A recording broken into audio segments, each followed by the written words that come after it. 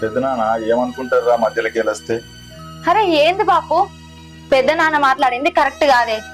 తప్పు చేసిన వాళ్ళను ఇంటికి తీసుకొచ్చుకొని పెట్టుకోమంటాడు. ఎంతవరకు కరెక్ట్ నువ్వు చెప్పు. అసొంటోళ్ళను ఇంట్లో అడుగు పెట్టనియద్దు. అర్థమైతలేదా నీకు చెప్తే? ఇగో బాపు, నీ కూడా చెప్తాన్నా, వాళ్ళను ఇంటికి తీసుకొచ్చే ఆలోచనను మానుకో. అట్లా అంటే ఎట్లా బిడ్డ? భార్యకు భర్త తోడుండాలి. ఇప్పుడు ఆ తోడు లేకనే వాడోడు వీడోడు అదో ముచ్చట ఈదో ముచ్చట ఏదోటి అంటూ మంది నోళ్ళు ముయించాలంటే బిడ్డ వాళ్ళను జైల్లో నుంచి బయటకు తీసుకురావాలి.